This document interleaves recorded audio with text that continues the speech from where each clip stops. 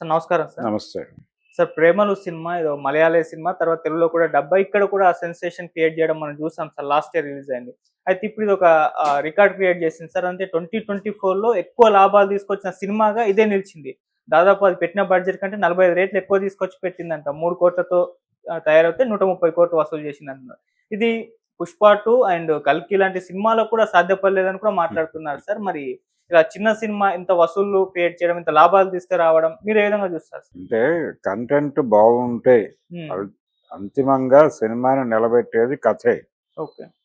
కథ బాగుంటే, ట్రీట్మెంట్ బాగుంటే, అలాగే మీరు ఏ పాయింట్ అయితే కన్వే చేయదలుచుకున్నారో ఆ పాయింట్ ఆడియన్స్‌కి ప్రాపర్‌గా రీచ్ అయితే, చాలా సినిమాల్లో ఒక ప్రమాదం ఏం జరుగుతుందంటే వీళ్ళు అనుకున్నప్పుడు ఒక మంచి ఐడియానే ఉంటుంది. హ్మ్. కానీ ఎగ్జిక్యూషన్ దగ్గరకొచ్చేసరికి దాన్ని వీళ్ళని ఏ పాయింట్ అయితే ఎగ్జైట్ చేస్తుందో అదే పాయింట్‌ని అంతే ఎగ్జైటింగ్‌గా చెప్పటం జరగదు. జరక్కపోవడం వలన చాలా ఫెయిల్యూర్స్ వస్తాయి. ఓకే. ఎగ్జైటింగ్‌గా అనిపించిన పాయింట్‌ని తనకనిపించిన రేంజ్‌లో కాకుండా దాన్ని నాలుగింతలు పెంచి ఆడియన్స్ దగ్గరికి తీసుకెళ్ళగలిగితే మాత్రమే విజయాలొస్తాయి. హ్మ్. ఇది సినిమా గురించి తెలిసిన వాళ్ళందరికీ తెలిసినటువంటి సత్యం. ఓకే. అయితే చాలా పద్ధతుల్లో ఏం జరుగుతుందంటే ఒక అద్భుతమైన పాయింట్ తీసుకుని ఇది వర్కౌట్ అవుతుందా అవదా అనేటువంటి ఒక డిస్కషన్లోకి వెళ్ళి దాన్ని డైల్యూట్ చేయటం మొదలుపెడతారు. ఈ డైల్యూట్ చేయటం మొదలుపెట్టిన తర్వాత ఆ పాయింట్ సర్వనాశనం అయిపోతుంది. చెప్పదలుచుకున్న విషయాన్ని అంతే స్ట్రైట్గా చెప్పగలిగినప్పుడు మాత్రమే విజయం వస్తుంది. అది ఈ కమర్షియల్ ఫార్ములా అనే పేరుతో దాన్ని కిల్ చేసేసి ఇతర ఎలిమెంట్స్ చేర్చి దానికి అనవసరమైన ఖర్చును జోడించడం ద్వారా గందరగోళం చేసేసి సినిమాని ఆడియన్స్కి ప్రాపర్గా కనెక్ట్ కాకుండా చేస్తారు. ఒక ప్రాపర్గా కనెక్ట్ అయ్యేలాగా సినిమా తీస్తే అది ఎంత డబ్బు 10 లక్షలతో తీసినప్పటికీ నిజానికి డిజిటల్ అనేది వచ్చినప్పుడు డిజిటల్ సినిమా వచ్చిన రోజుల్లో చాలామంది ఉత్సాహపడ్డారు. రీళ్లు వెళ్ళిపోయినాయి, ఇప్పుడు సినిమా తీయాలంటే రీళ్లు కొనాల్సిన అవసరం లేదు, 2 చిప్ కార్డులు జేబులో వేసుకుని ఈరోజు పొద్దున్నే వెళ్ళి షూటింగ్ చేసేసి పట్టుకొచ్చి ఎడిటింగ్ సిస్టంలో వేసేసుకుని నెమ్మదిగా ఓ రోజు కూర్చుని ఒక ఎడిటర్తో చేయించేసి దాన్ని థియేటర్లో వేసేయటమే అనే పరిస్థితిలో, అంటే 13 లక్షలు జేబులో ఉంటే సినిమా తీసేయచ్చు అనేటువంటి ఆలోచనలు చాలామంది చేశారు. ఓకే. అలా చేసిన వాళ్ళలో మారుతి ఉన్నాడు. అలాగే చాలామంది యూత్ ఇండస్ట్రీలోకి రష్ అయింది కూడా అందుకే. ఆ టైంలోనే చాలామంది ఆవేశపడి వచ్చారు. అయితే నెమ్మదిగా విఎఫ్ఎక్స్లు, స్పెషల్ ఎఫెక్ట్లు అనే పేరుతో రీళ్ళకి మించి కాస్ట్లీగా మార్చారు సినిమాని. మార్చేసి ఇప్పుడు న్యూ కమ్మర్ ఎవడన్నా అడుగు పెట్టాలంటే వణికిపోతున్నాడు. హ్మ్. అంటే బడ్జెట్ని కోట్లలోకి తీసుకెళ్ళిపోయారు. ఓకే. కనీసం 15 కోట్లు పెట్టంది చిన్న సినిమా కాదు అనే పరిస్థితి క్రియేట్ చేస్తారు. హ్మ్. నిజానికి 3 కోట్లు ప్రేమం అంటున్నారు కానీ 3 కోట్ల కంటే ఇంకా తక్కువకే తీసుంటారు ఆయన. ఫహద్ ఫాజల్ ప్రొడ్యూసర్ ఆ సినిమాకి. అవును. ఆయన ఫ్రెండ్స్ కలిసి తీసిన సినిమా ఇది. ఓకే. ఒక పక్కన ఆయన 'పుష్ప' సినిమాలో నటించాడు. 'పుష్పయే' కాదు చాలా సినిమాల్లో కనిపిస్తున్నాడు ఈ మధ్య. హ్మ్. రజనీకాంత్ గారి 'వేటయాన'లో కూడా కీలక పాత్ర పోషించాడు ఆయన. అవును. ఇవి చేసుకుంటూనే ఆ సినిమా కూడా చేశాడు. మలయాళం సినిమా మొదటి నుంచి చేస్తున్న పని ఇదే. హ్మ్. 'ప్రేమలు' అనే కాదు, 'ప్రేమలు' అనేది ఆ యూత్ఫుల్నెస్ నుంచి అది కనెక్ట్ అయింది. ఒక సర్టెన్ ఏజ్ గ్రూప్ కనెక్ట్ అయ్యి వాళ్ళు మాత్రమే చూశారు ఆ సినిమాని.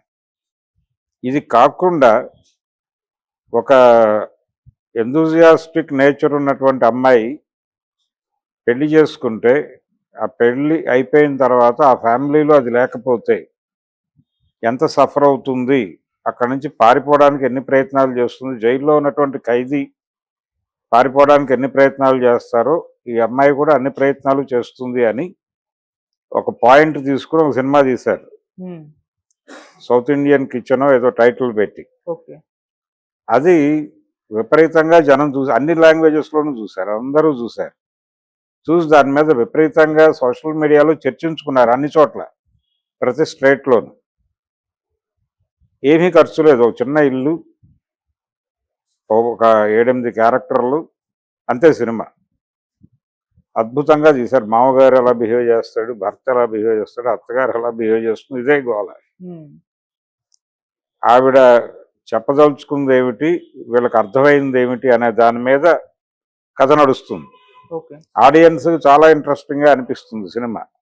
ఇదేమిటి ఇక్కడే తీస్తున్నారు వీళ్ళు, అంతా ఇక్కడే చుట్టేశాడు కదా అనుకోరు. అది చాలా తక్కువలో ₹1,00,00,000 లోపు తీసిన సినిమా. అది విపరీతంగా కలెక్ట్ చేసింది. ఇలా వాళ్ళు ప్రయోగాలు చేస్తున్నారు. అందులో భాగమే ఈ ప్రేమలు సినిమా. మనమేమో బడ్జెట్లు పెంచుకుంటూ వెళ్ళిపోతున్నాం. బడ్జెట్ పెంచుకోవటం అంటే రకరకాల ఖర్చులు మీద పడుతున్నాయి, గతంలో లేనివి. ఇప్పుడు ఒక పెద్ద హీరోని బుక్ చేస్తే అతనికి రెమ్యూనరేషన్ ఇవ్వాలి. అతనికి ఒక్క కార్వాన్ కావచ్చు, అతను అడిగితే 2 కార్వాన్లు పెట్టాల్సిన పరిస్థితి ఉంది. హీరోయిన్కి ఒక కార్వాను, విలన్ గారికి ఒక కార్వాను, ఇలా కార్వాన్లతో ఒక చోట షూటింగ్ జరుగుతుంటే బయట ఒక బస్ స్టాండ్ ఏర్పడుతోంది. ఒక ట్రావెల్ ఆఫీసో లేకపోతే బస్ స్టాండే దాదాపు. లాంగ్ షాట్లో చూపిస్తే ఇక్కడేదో బస్ స్టాండ్ ఉంది అనుకుంటారు. అన్ని బస్సులు పెట్టేస్తున్నారు అక్కడ కార్వాన్లు. ఇది పరిస్థితి. ఒక్కొక్క హీరో 2 కార్వాన్లు అడుగుతున్నారు. ఉమ్, ఈ పరిస్థితుల్లో ఇది మాత్రమే కాకుండా ఇది ఒక బర్డెన్ ప్రొడ్యూసర్కి. రెమ్యూనరేషన్ కాకుండా ఇది ఒక బర్డెన్. ఓకే. ఈ బర్డెన్కి తోడు ఆ కార్వాన్లో నుంచి సెట్లోకి రావడానికి బౌన్సర్లను అడుగుతున్నారు. అది కూడా ప్రొడ్యూసర్ రెస్పాన్సిబిలిటీ. దీంతో ఏమవుతోందంటే ఈ ఖర్చు తడిసి మోపెడవుతోంది. రెండోది వీళ్ళేమో ఇప్పుడు గ్రీన్ మ్యాట్ షూట్స్ ఎక్కువైపోయినాయి. ఏది విఎఫ్ఎక్స్ వలన. ఈ విఎఫ్ఎక్స్ స్పెషల్ ఎఫెక్ట్లు అనే పేరుతో వీళ్ళు గ్రీన్ మ్యాట్ షూట్లు చేసేసి వాళ్ళకి మూడు వచ్చినప్పుడు వచ్చి షూటింగ్ చేసి వెళ్ళిపోతున్నారు చాలామంది హీరోలు. ఇదొక గోల. అప్పుడు ఏర్పాట్లు చేయాలి. వారు వస్తున్నాను అన్నప్పుడు వీడు ఇమీడియట్గా ఏర్పాట్లు చేసుకోవాలి. ఉమ్, అందుకోసం రెగ్యులర్గా వాళ్ళు టచ్లో 2-3 ఫ్లోర్లు ఉండాల్సిన పరిస్థితి. షూటింగ్ లేకుండా కూడా ఉంటాయి. ఇంకెవరు ఎంటర్ కారు, అది లాక్ అయి ఉంటుంది, ఎయిర్ కండిషన్డ్ ఫ్లోర్. ఈ బర్డెన్ కూడా ప్రొడ్యూసర్ మీద పడిపోయి వాచిపోతుంది.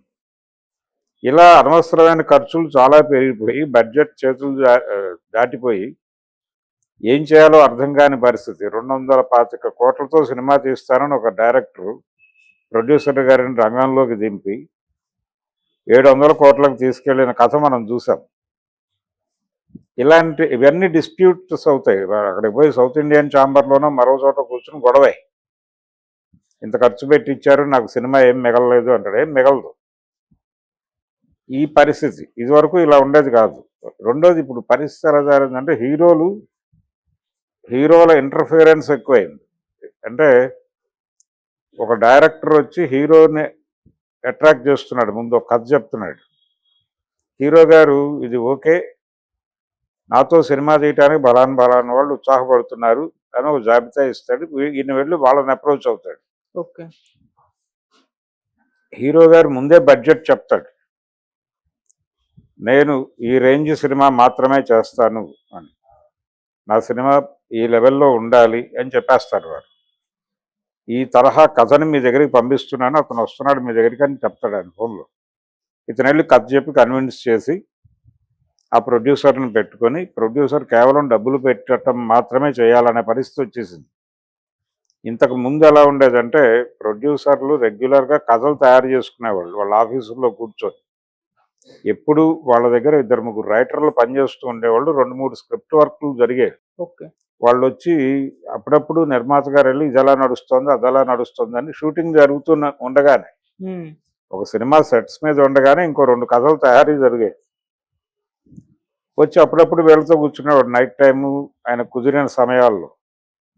కూర్చుని ఏమైనా కరెక్షన్స్ ఉంటే చెప్పేసి స్క్రిప్ట్ ఓకే అనుకున్న తర్వాత ఈ కథని ఎవరు డైరెక్ట్ చేస్తే బాగుంటుంది అనిపిస్తే ఆ డైరెక్టర్ని పిలిచి ఆ ప్రాజెక్ట్ అప్పచెప్పేవారు. వారు వారి పద్ధతుల్లో వారి కరెక్షన్స్ వారి రైటర్తో కూర్చుని మళ్ళీ దాన్ని ఎన్హాన్స్ చేసేవారు. అంటే ఇంకో డ్రాఫ్ట్ తయారు చేసేవాళ్ళు. ఆ ఇంకో డ్రాఫ్ట్ కూడా పక్కాగా వచ్చిందని ప్రొడ్యూసర్కి కాన్ఫిడెన్స్ వచ్చిన తర్వాత డిస్ట్రిబ్యూటర్ని కలిసి వారికి కథ చెప్పి వారి సహకారం తీసుకుని సినిమా మొదలు పెట్టేవారు. అంటే నిర్మాత అనేవాడు కీలకం. ఎవరిని తీసుకోవాలన్నా ఆయన నిర్ణయమే. అప్పుడు ఆ కథకి ఏ హీరో బాగుంటాడో ఆ హీరో దగ్గరికి వెళ్ళి మాట్లాడేవాళ్ళు. ఈ పరిస్థితి ఇప్పుడు పోయింది.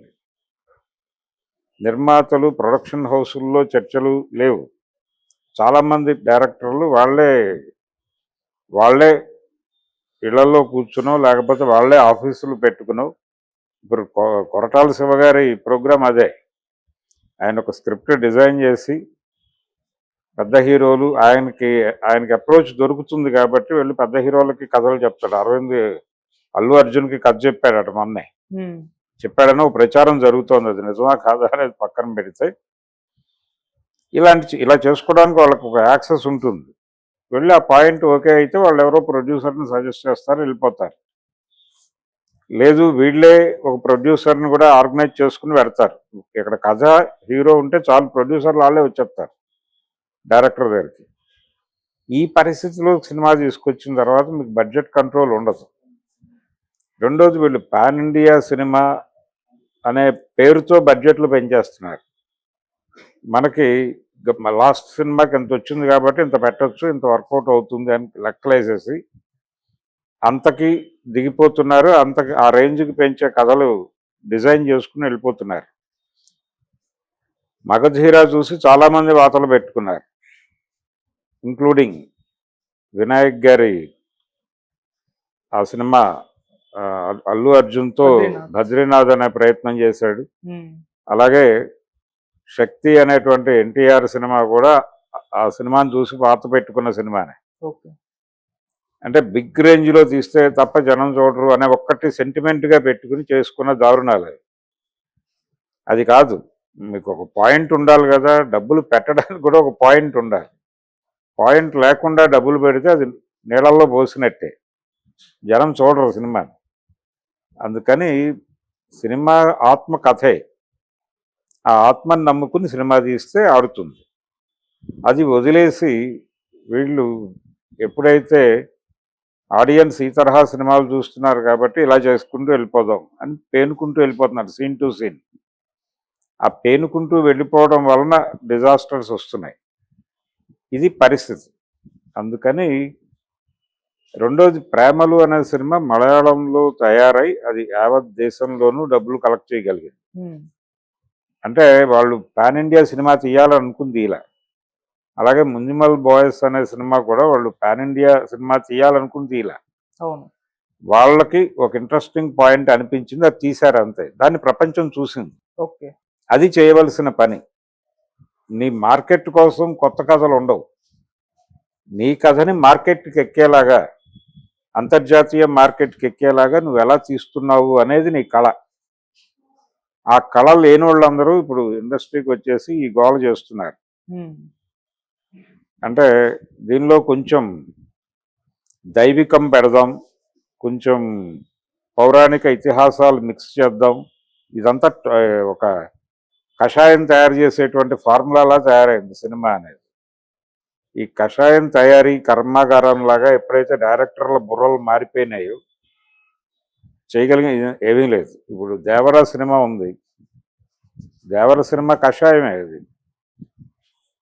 జూనియర్ ఎన్టీఆర్తో కొరటాల శివగారు తీసినటువంటి దేవర సినిమాలో ఒకే సమూహంలో నుంచి ఆయన శత్రువుని అంటే విలన్ని హీరోని ఒకే సమూహంలో లొకేట్ చేసి వాళ్ళిద్దరి మధ్య కాన్ఫ్లిక్ట్ ఉంటుంది తప్ప ఒరిజినల్గా ఈ సమూహాలకి ఎవరితో అయితే కాన్ఫ్లిక్ట్ ఉందో అసలు వాళ్ళెవరు ఓపెన్ అవ్వరు. ఆ సినిమాలు చాలా నేరోగా నడుస్తుంది సినిమా. ఇంత డబ్బులు పెడుతున్నారు, అంత పెద్ద సెట్స్ వేశారు, అంతంత గోల జరుగుతోంది, అంతంత ఆర్టిస్టులను పట్టుకొచ్చారు, ఎందుకు నీ దృష్టి అవతలకి వెళ్ళలేదు అనేది ప్రశ్నే. ఆ సినిమా మార్కెట్కి ఎక్కకపోవడానికి కారణం అదే. ఆ సినిమా 520 కోట్ల దగ్గర ఆగిపోవడానికి కారణం కూడా అదే. సో ప్రతి సీను బద్దలైపోవాలి అనుకుని తీసి కాల్చుకున్నటువంటి పరిస్థితి.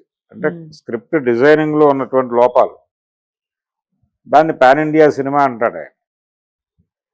ఇక్కడ ఇమేజ్ ఉంది కాబట్టి ఎన్టీఆర్ ఇమేజ్ మీద నడిచిపోయారు. దానికి వచ్చిన రూపాయి అల్లా ప్రతి రూపాయి ఎన్టీఆర్ ఇమేజ్ మీద వచ్చినవి కాబట్టి దాని మీద డిపెండ్ అయిపోతే కొంత సేఫ్ అయిపోతావు అనే మూడ్లో ప్రొడ్యూసర్లు దిగుతున్నారు. ఇది జూదంగా మారిపోవడానికి కారణం కూడా ఇదే. జూదం కాదు, ఇది కళే అని అప్పుడప్పుడు ఇలాంటి సినిమాలు చూస్తే అనిపిస్తుంది. వీళ్ళు లోకల్ ఇష్యూని తీసి గ్లోబల్ మార్కెట్ని ఎక్కించగలిగారు, గ్లోబల్ మార్కెట్ని అట్రాక్ట్ చేయగలిగారు. అవి మనం ఎందుకు చేయలేము? మనము చేయగలం. మనకు ఆ ఎంకరేజ్మెంట్ లేకపోవటం వలన ఇలా జరుగుతుంది. ఓకే. ఇప్పుడు లోకల్ ఇష్యూస్ అనేవి ఏవీ లేవు, జీవితాలన్నీ ఒకేలా తయారైనాయి.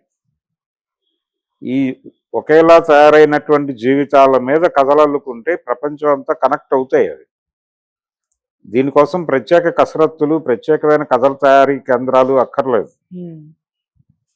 మీ ఊళ్ళో జరిగిన ఒక సంఘటనని మీరు తీస్తే దాన్ని ప్రపంచం చూస్తుంది.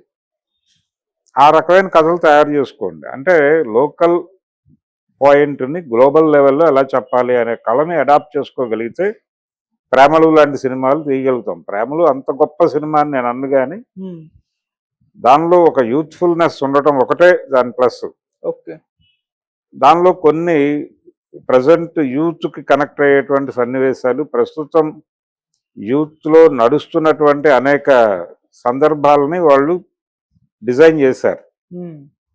అది కనెక్ట్ అవుతుంది. నిజానికి ప్రజెంట్ యూత్ పెళ్ళిని ఎలా చూస్తున్నారు, ప్రేమను ఎలా చూస్తున్నారు, లైఫ్ని ఎలా చూస్తున్నారు, ఎందుకు బ్రేకప్స్ ఎక్కువ అవుతున్నాయి, ఈ పాయింట్స్ మీద కేంద్రీకరించి ఎవరైనా స్క్రిప్ట్ డిజైన్ చేస్తే వర్కౌట్ అవుతుంది.